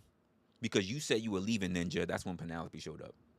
You said you were leaving. Now, when Penny said that she announced herself as being here, all of a sudden you found yourself you found yourself enough time to actually come back and be here. Let's just be honest. Like, maybe she didn't come here for you. Maybe she was here for the conversation, but you felt like you couldn't leave her alone with your boy. Maybe that's just what it is. I was fine. He just had to poke at me. I know. He was like, "Yeah, I'm about to leave." Penny walked in. He was like, "Well, I found some extra time, so I'm gonna be here now. I'm gonna be here now."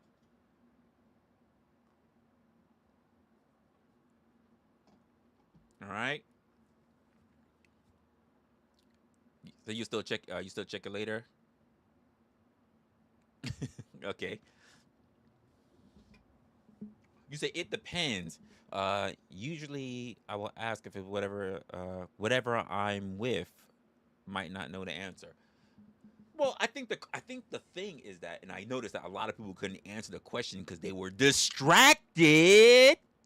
Wait, what? You guys were fucking distracted. I was looking at it and I'm going, wow. So Miss Raven paid attention. Like it just kind of went over everybody's head because everybody was too busy looking at the quote swinging dick couple in the fucking room that you couldn't pay attention to what was actually going on. There was literally a question. In fact, hey, let's see. How many of y'all actually know the question that I asked? What was the question I asked?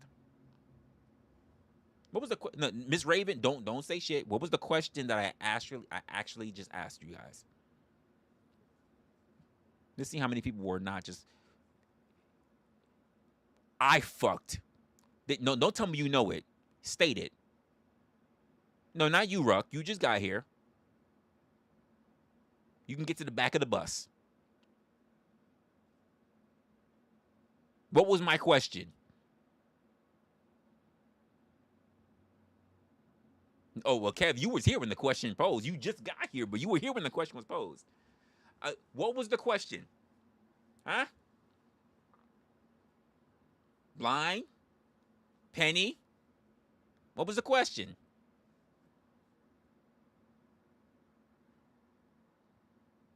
Because I saw you guys scrolling all over my damn screen. So y'all was there when the question was posed. What was it? No, that wasn't the question.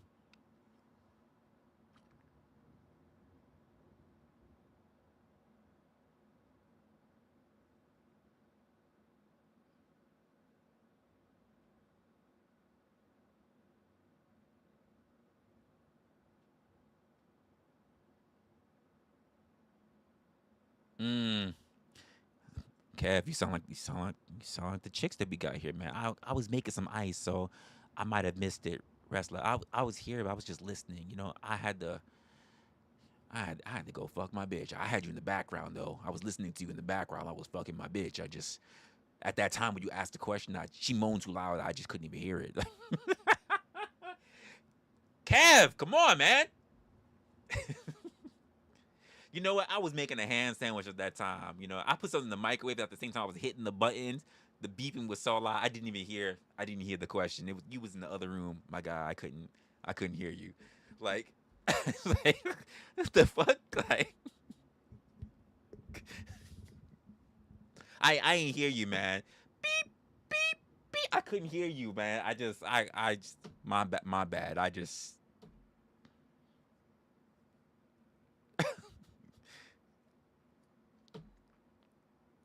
got distracted. But I saw y'all all typing in the chat. Motherfuckers that wasn't saying shit. They were saying a lot, not saying shit though. Let me say it again.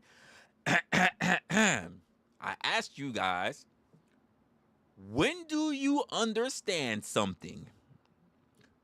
Or rather, when you do understand something, do you bother asking questions? Or do you usually just move the fuck on and try to figure out the shit later? That was my question to y'all. And y'all were too busy looking at the couple that claim they're not a couple distract y'all. Had to give them both a nap.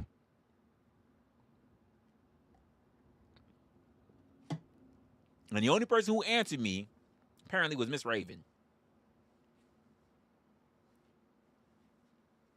I ask questions. Goals is overstand. Okay. I ask questions and usually get made for fun. Listen, I prefer people. Listen, if you were here earlier, you would have caught a lot of behavior I called out earlier, Ruck. You would have caught it. You would have been there to see a lot of behavior I called out. Okay, Crab says ask questions. Okay. That's a fact. Penny says ask questions. Okay. And said, you thinking?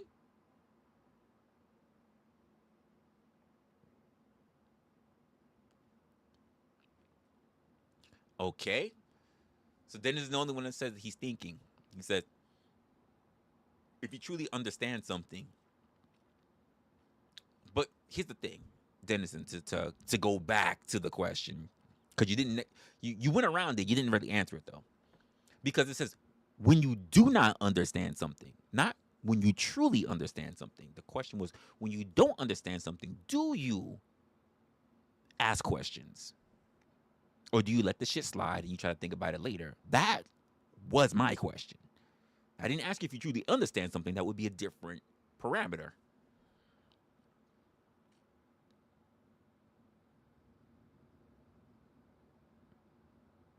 No. When you do not understand something, do you ask questions? Or do you let the shit basically, and then you just basically figure it out later? That's what I was asking. You would ask questions. I think the majority of people would turn around and say that they would ask questions. However, how many people actually say that people actually do ask questions? Because a lot of people will turn around and say, we would ask questions, but there's actually a lot of people that don't ask questions. And here's the main reason why. They're embarrassed at how they look at asking questions. They're embarrassed.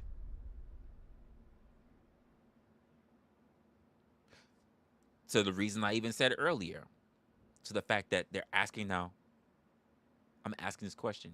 Does everybody know? Am I the only one that doesn't know? How many people knew? Was I supposed to know? There are a lot of people who should be asking questions, and they do not ask questions.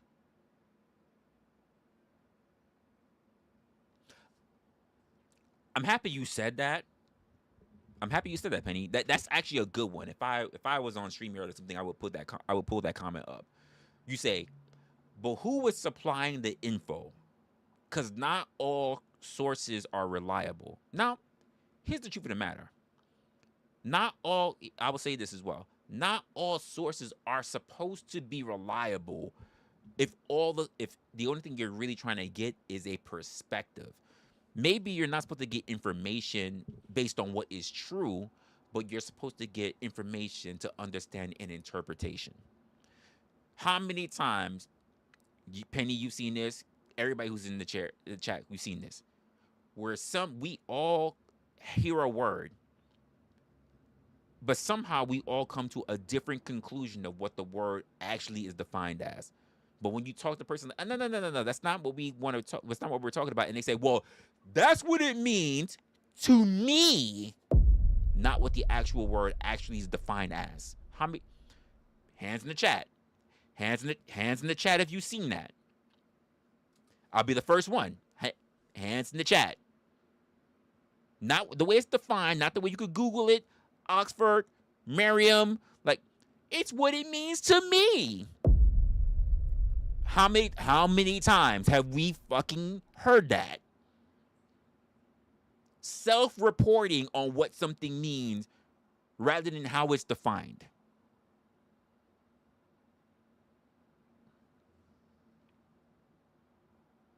And when they say it with such confidence. So let's talk about that a little bit. What confidence actually is?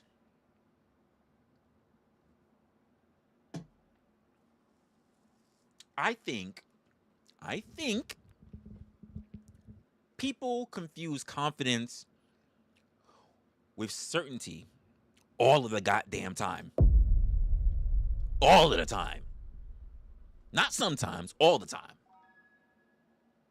Ruck, appreciate you for the 5, my guy. Too poor for more. That's all right. We all trying to get there, my guy.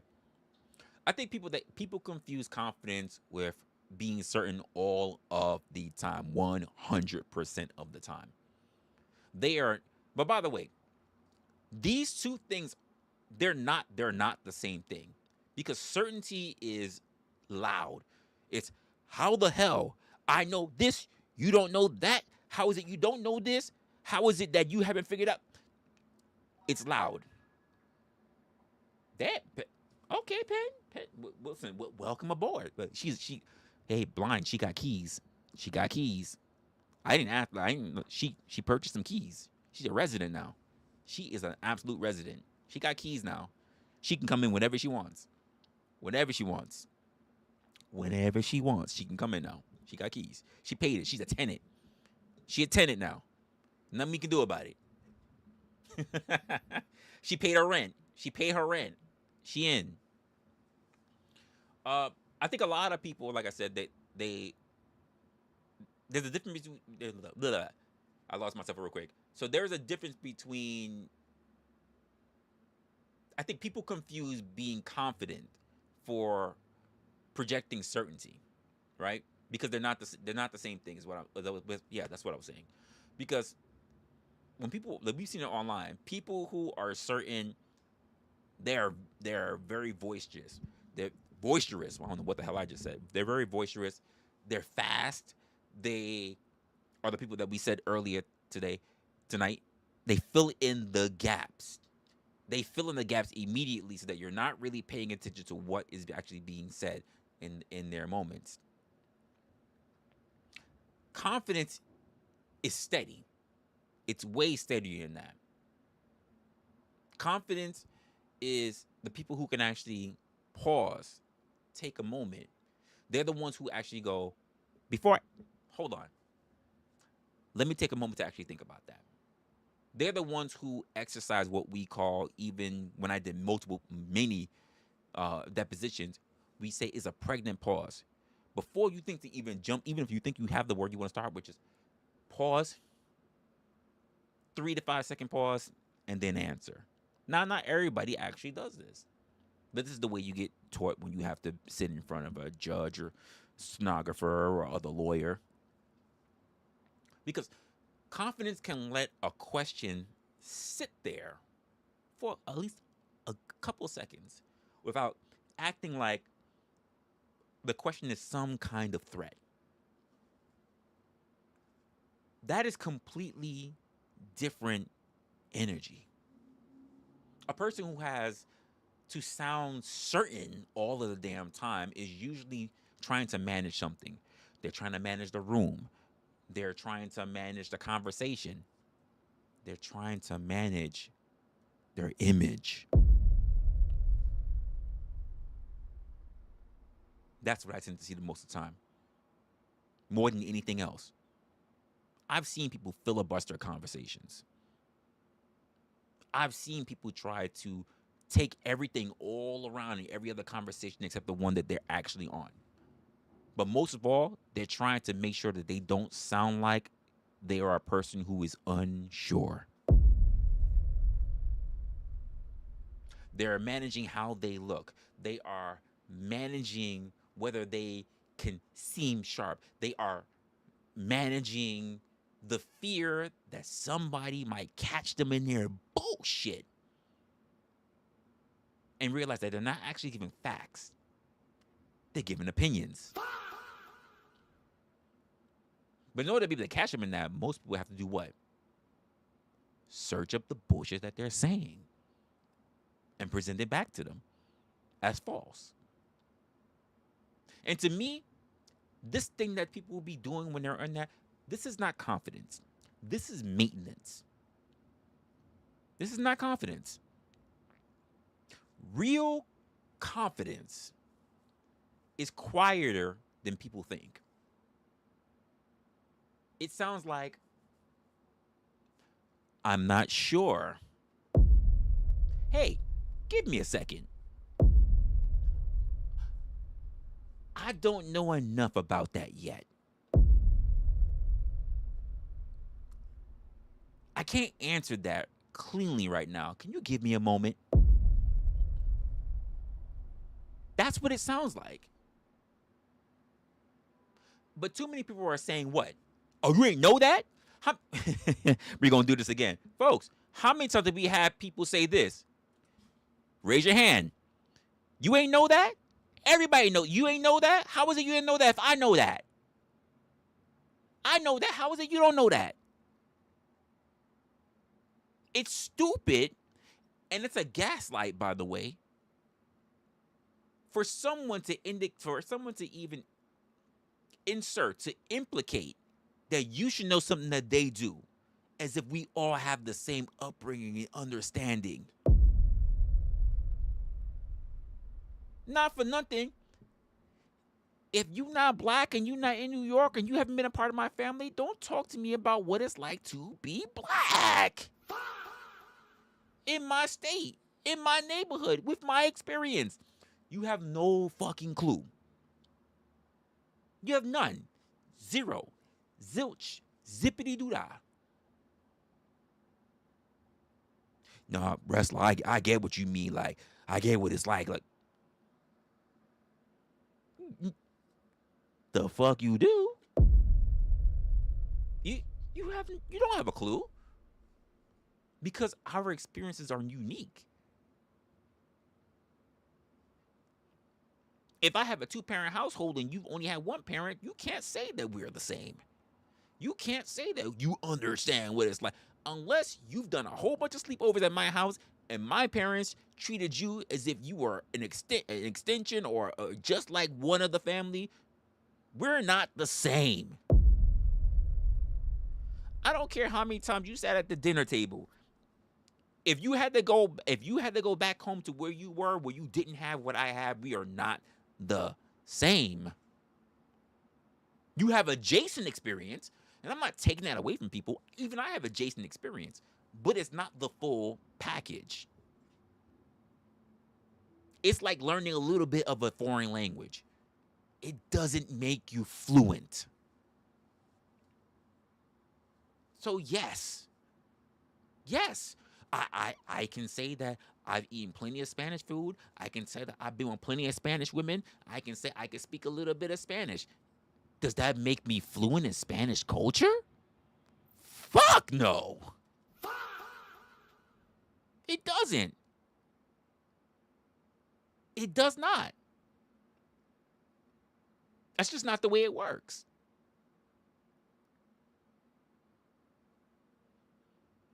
And a lot of people will speak with such confidence because of what they've been around, but don't really understand. I said this earlier. And I love my Latinas. But that doesn't make me a Latino. I've understood more Spanish than I could speak. Imagine how the brain works with that, because I've always found that interesting. How is it I can be in an area, raised around an area with nothing but Spanish people and can't speak Spanish, but I can understand what's being said? Craziness. It's very interesting how the mind works.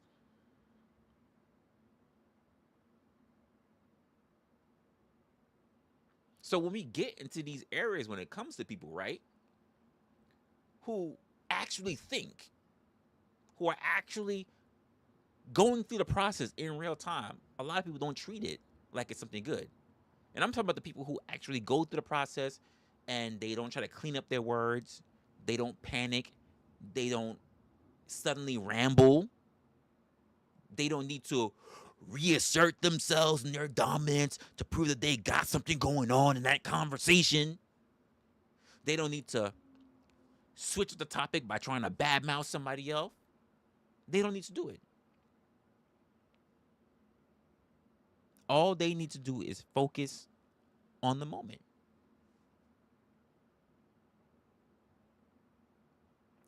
The other people, they just do what? They just try to fill in the gaps and sound as smart as they can, even if they don't know what the actual conversation or subject actually is. This is completely different way of thinking, a different way of moving through an actual conversation.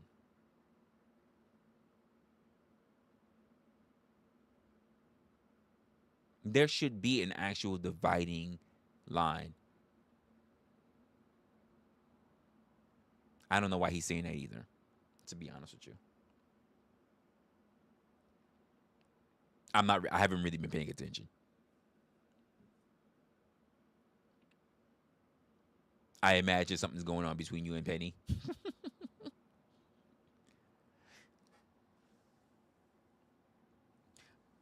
And actually, we crossed over. We just crossed over our 2-hour mark. Let me think about how I might want to sum this up. You said filling in the gaps is good. That's human. I agree. Being open to new information is important, Crab. Being open to being wrong is also. Ooh, but I said this earlier, Crab. More people will rather say they're wrong only after being caught, but they still won't want to say that they didn't know. Well, I just had the wrong information. I was right about what I was talking about. I just had the wrong topic. And I'm like, so you were wrong. The same way how I say this, Crap. And I say this to young ladies and even older ladies. I say this to ladies across the board. When you're arguing with a man, your father, your brother, anybody, when you get caught in a conversation that you have bad information on or you were wrong, don't tell the person, you know what? Hey, yo, Crab, that shit that you was talking about, you was right. Don't say that. Hey, Crab, information came out about that conversation that you and I were having, and I was wrong. When you can say I was wrong, you're taking accountability. You're taking responsibility for what that interaction was. If I say, Crab, that conversation we was talking about, you was right. You know what you're going to say? Nigga, I know I was right. That's why I was saying it. I knew I was right. And I get away scot-free. But I never actually said that I was wrong. It's important to admit when a person is wrong. It is important to admit when you are wrong. Hey, my bad. I fucked up. My bad. I was wrong. My bad. I didn't see all the information. It's important because it is important for character development. Later, Ruck. But a lot of people don't want to do that because the idea of not knowing or being seen as wrong is considered to be weakness. And I'm like, you've been wrong all of your life. You've been wrong so many times. How you got to the part and the portions of your life that you can actually talk about something with certainty because you had to be wrong so many times. All of your information is built off of failure, not success, failure. Why aren't you embracing that? You had to learn what didn't work in order to know what did work. You don't have a life of W's. You actually have a life of L's because it was always something that you did not know. You weren't born with information. You have to acquire information.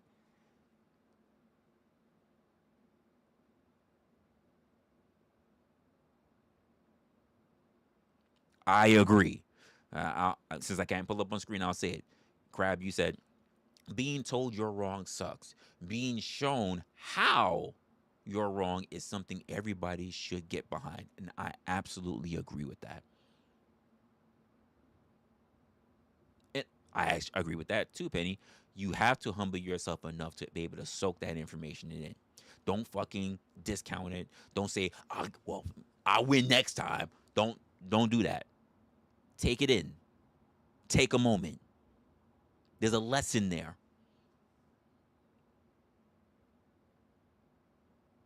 There is a lesson there. There's a thing that will make you better. But you can't get better if you already think that you are great. If you think that you are already perfect, you're already doomed to fail. If you think that you're already great, you're already doomed to fail. Person that thinks that they're on top is no longer hungry.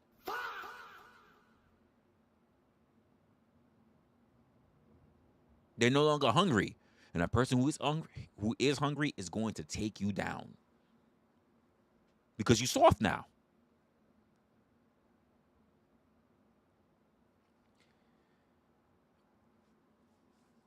So, let's see. How I want to close this up.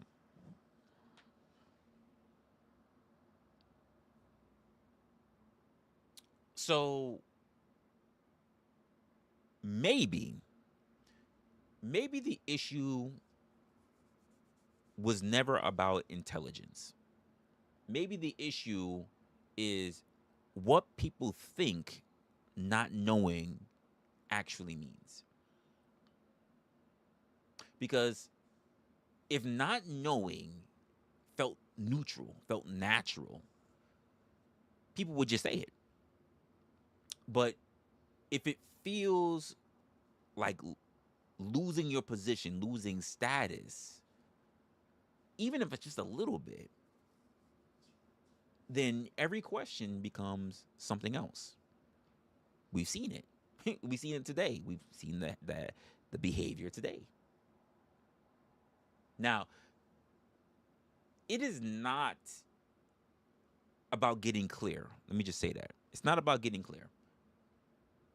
It is about protecting how it is about protecting how you will is protecting how you look while you talk.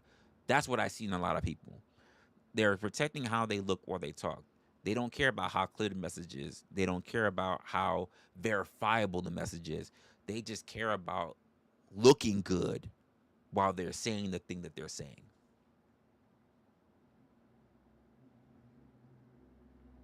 I think if you're really picking up on that and you start seeing what's happening, honestly, you'll start filtering a lot of information easily. And honestly, that's the way I look at it. Not all at once, I would say, because you're gonna have to pay attention. You're gonna have to recognize the behavior. You're gonna have to recognize the character archetype that people have. But just enough that things start sounding complete without actually becoming clear. You'll notice when they're rambling. You'll notice that they're talking around the subject or the question, but they're not actually answering the question. So the real question is not only why people are afraid to say I don't know, but the real question is what do you think it costs when a person says it? What do you think it costs the person when they say I don't know?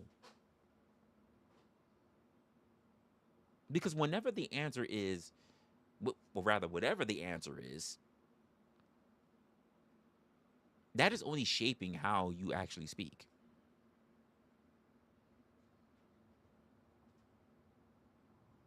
And I guess my final question to you guys is, when somebody calmly says, I don't know,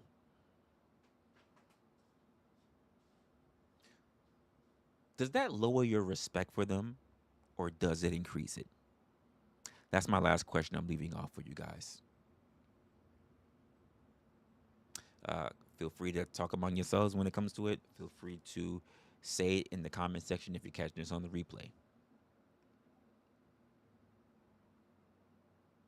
Outside of that, this is my time with you guys. This has been a very interesting and very enlightening stream for people who've actually seen the behavior.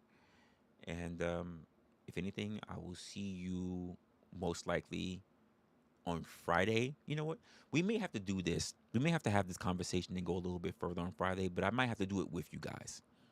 So I don't know if I'm going to just have another conversation and we'll just run it like this, or maybe we might even have to do it, say, maybe an episode of Opinionated. I know I haven't done that in a little while. We'll just have to figure out how we're gonna structure that out. Maybe we'll see. But until then, you take care of yourselves, and I will see you, of course, on the next one. Later, y'all.